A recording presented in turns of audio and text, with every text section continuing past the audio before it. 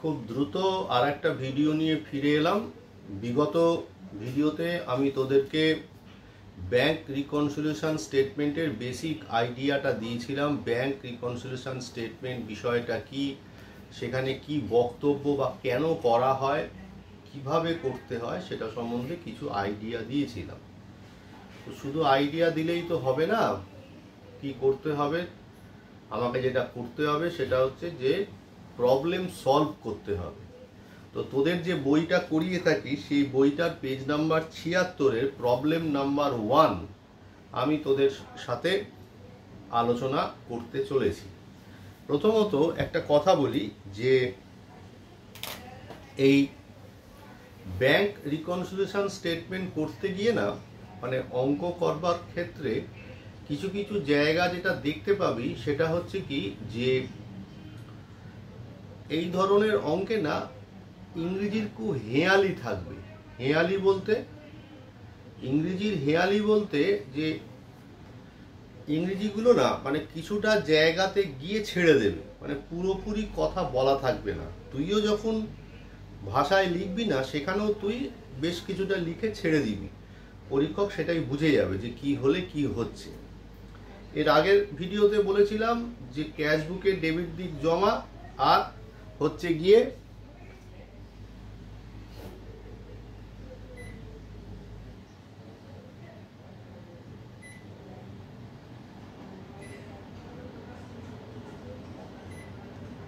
ক্যাশবুকের debit দিক জমা আর credit দিক হচ্ছে খরচ, পাসবুকের ক্রেডিট দিক জমা আর ডেবিট দিক হচ্ছে খরচ। ক্যাশবুকে শুধু ব্যাংক কলম কনসিডার করব, ক্যাশ কলম নয়। কেন? তার কারণটা হচ্ছে যে আমার ব্যাংকের সাথে সম্পর্ক তৈরি হচ্ছে। তো আমরা অঙ্কটা আলোচনা করতে গিয়ে দেখেছিলাম যে দুটো বই, ক্যাশবুক আর পাসবুক, এর মধ্যে সমস্যা তৈরি হচ্ছে, তাই না? এর মধ্যে সমস্যা তৈরি হচ্ছে। তা যে কোনো একটা বই ধরে তোকে অঙ্কটা দেবে। ধর bank balance as per cashbook দিয়ে বইটা দিল, আর তার এগেনস্টে এই ক্যাশবুকের সাথে পাসবুকের কেন গরমিল তৈরি হয়েছে বা কেন ডিসক্রিপেন্সি তৈরি হয়েছে বা কেন ব্যালেন্সটা মিলছে না, তার প্রয়োজনীয় পয়েন্টগুলো সেখানে শেয়ার করেছে, অঙ্কে সেটা বলেছে।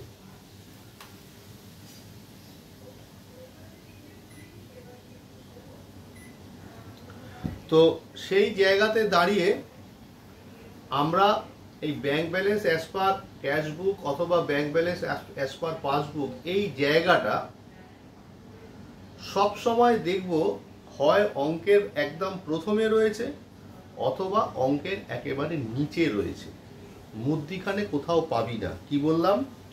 হয় একেবারে অঙ্কের ওপরে অথবা অঙ্কের নিচে। এখন যে অঙ্কটা করাতে চলেছি তাকিয়ে দেখ, the cashbook of Adhikari brothers showed A bank balance of ₹12,960।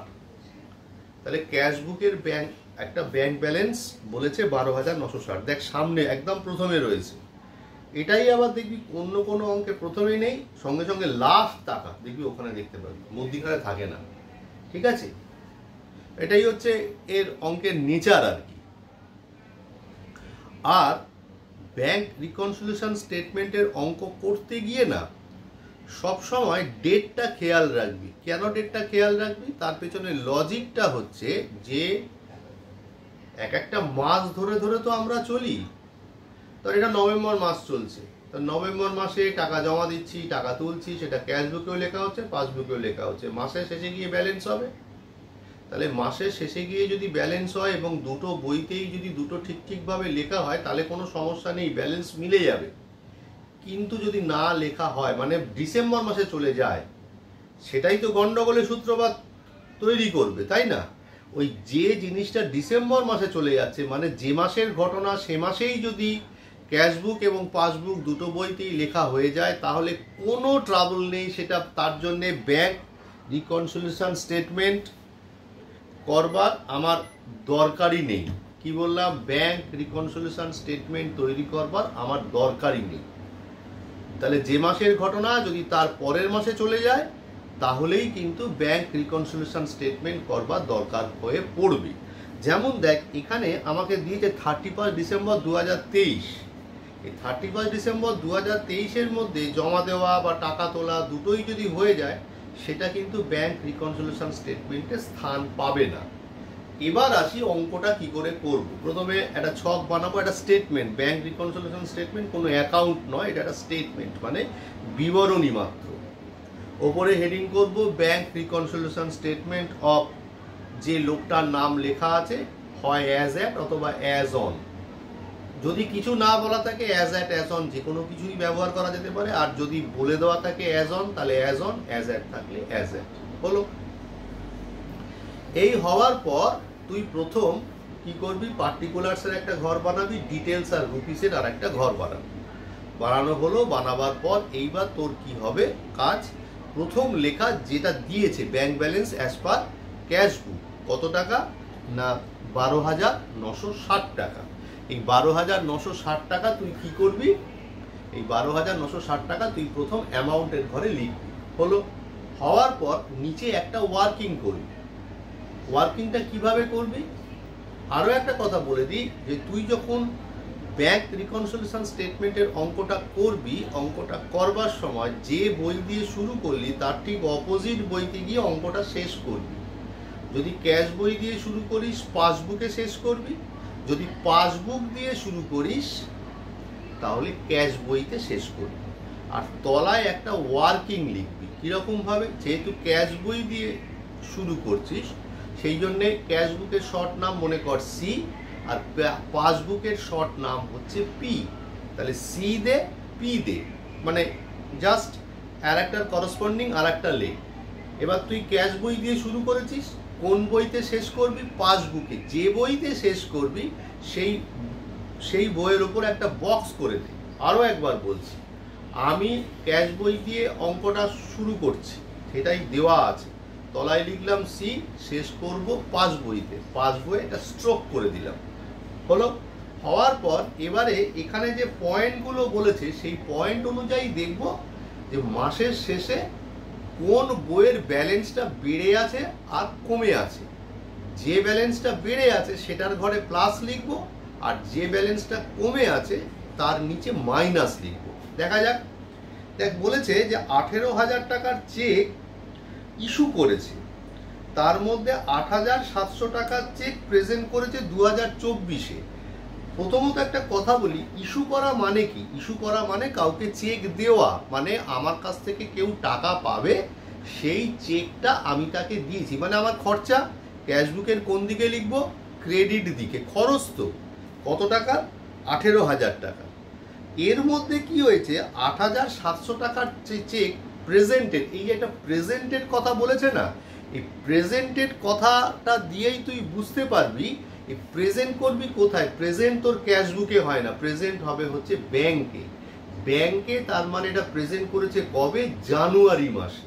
তাহলে জানুয়ারি মাসে প্রেজেন্ট করেছে মানে কি, 8,700 টাকার চেক আমার অ্যাকাউন্ট থেকে তুলে নিয়েছে কবে, জানুয়ারি মাসে। তাহলে এখানে আমার কত টাকা ছিল, 18,000। তাহলে 18,000 থেকে 8,700 টাকা মাইনাস করলে কত হয়, 9,300 টাকা। তাহলে 9,300 টাকার চেক ডিসেম্বর মাসে ক্যাশবুক থেকেও উঠে গেছে, আবার পাসবুক থেকেও উঠে গেছে, মানে আমার খরচা বেরিয়ে চলে গেছে। ক্যাশবুকে কিন্তু বেসিক্যালি আমি 18,000 টাকার খরচাই দেখিয়ে দিয়েছি, সেটা পাসবুকে চলে গেছে কত, ওই 9,300 টাকা। মানে 9,300 টাকা যারা পায় তারা তুলে নিয়ে চলে গেছে, আর 8,700 টাকার চেক তোলেনি, মানে ওটা এখনো ব্যাংকে জমা আছে। তার মানে কি, ব্যাংকের জমাটা বেড়ে আছে আর ক্যাশের জমাটা কমে আছে। তাহলে কি হবে, ক্যাশ বই মাইনাস পাসবই প্লাস কত টাকা, 8,700 টাকা। তার পেছনে কারণটা কি, তার পেছনে কারণটা হচ্ছে যে 8,700 টাকা জানুয়ারি মাসে চলে গেছে তাই। নাম্বার 2, 9,650 টাকার চেক আমি ব্যাংকে ডিপোজিট করেছি, তার মধ্যে কি হয়েছে, 3,650 টাকার চেক ডিসেম্বর মাসে ক্রেডিটেড হয়েছে। জমা করা মানে কি, আমি আমার অ্যাকাউন্টে জমা করেছি কত টাকার চেক, 9,650 টাকার চেক। তাহলে 9,650 টাকার চেক 3,650 টাকা আমার ডিসেম্বর মাসেই পাসবুকে জমা হয়ে গেছে, তাহলে কোন টাকাটা জমা হয়নি? 6,000 টাকা জমা হয়নি। তার মানে ক্যাশবুকে তো 9,000 টাকাই জমা হয়েছে, পাসবুকে জমা হয়েছে ওই মাসের মধ্যে 3,650 টাকা। তাহলে পাসবুকে কত টাকা জমা হতে পারলো না? 6,000 টাকা। তাহলে 6,000 টাকা ক্যাশ বই বেড়ে রইল, ক্যাশ বই প্লাস পাস বই মাইনাস 6,000 টাকা হলো। ক্যাশ বই প্লাস পাস বই মাইনাস 6,000 টাকা। তারপর 3 নম্বর পয়েন্ট দেখ, বলছে bank has debited ₹360 as bank charges. এই যখনই বলছে না ব্যাংক হ্যাজ ডেবিটেড, ব্যাংক কোন বই মেনটেন করে? পাস বই। সেই পাস বইটা কার? আমার। মানে আমার পাস বইকে ব্যাংক, পাস বইতে ব্যাংক ডেবিট করেছে কত টাকা? না 360 টাকা। তাহলে পাসবুকে ডেবিট দিকে 360 টাকা লিখেছে, মানে খরচ দেখিয়েছে। এটা কোথায় লিখতে হবে? ক্যাশবুকের ক্রেডিট দিকে। দেখ, লক্ষ্য করে দেখ, এই কথাটা কিন্তু বলা নেই যে ক্যাশবুকে ক্রেডিট দিকে লেখেনি, আমাকে বুঝে নিতে হবে। তার মানে একটা খরচা পাস বই লিখছে, সেই খরচাটা ক্যাশ বই লিখছে না। তার মানে পাস বই ডাউন হয়ে গেছে, ক্যাশ বই আপ হয়ে গেছে। তাহলে কি হবে? পাস বই মাইনাস ক্যাশ বই প্লাস হলো। ঠিক একই রকম ভাবে 420 টাকা ব্যাংক ক্রেডিট করেছে, মানে 420 টাকা। আমরা ব্যাংকে টাকা রাখি কেন? ব্যাংকে টাকা রাখি ইন্টারেস্ট পাবো বলে, আর টাকাটা সুরক্ষিত থাকবে বলে। তাহলে ব্যাংক আমার অ্যাকাউন্টে 420 টাকা ইন্টারেস্ট জমা করে দিয়েছে, মানে পাসবুকে ক্রেডিট দিকে লিখেছে, সেই খবরটা এখনো ক্যাশ বই পাইনি। তার মানে পাস বই প্লাস হয়ে আছে, ক্যাশ বই মাইনাস হয়ে আছে। 4 নম্বর পয়েন্ট কি বলেছে? ব্যাংক একটা ইন্স্যুরেন্স প্রিমিয়াম আমার হয়ে পেমেন্ট করে দিয়েছে 6,000 টাকা। তাহলে ব্যাংক তো আর নিজের পকেট থেকে পেমেন্ট করবে না, কোত্থেকে পেমেন্ট করবে? আমারই অ্যাকাউন্ট থেকে 6,000 টাকা পেমেন্ট করে দিল। ক্যাশ বইয়ে এটা কোন দিকে লেখা হবে? ক্রেডিট দিকে। পাসবুকের কোন দিকে লেখা হবে? ডেবিট দিকে, খরচের দিক।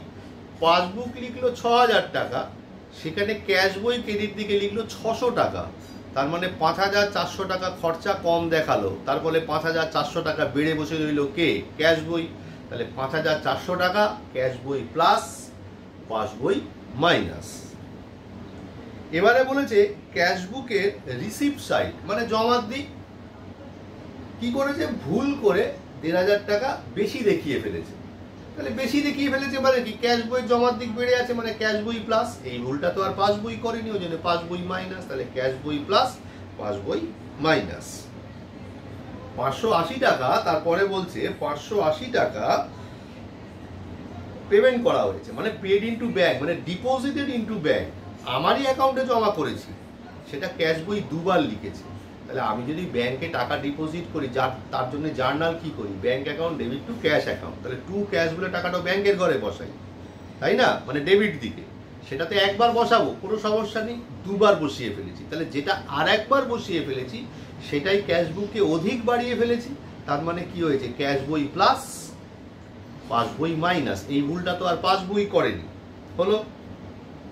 তারপর একটা 2,000 টাকার চেক আমি কাস্টমারের কাছ থেকে পেয়েছি, মানে আমার জমা। ক্যাশবুকে ডেবিট দিকে লিখেছি, মানে জমা, পাস বই লিখিনি। তার মানে কি হয়েছে? ক্যাশ বই বেড়ে আছে, পাস বই কমে আছে।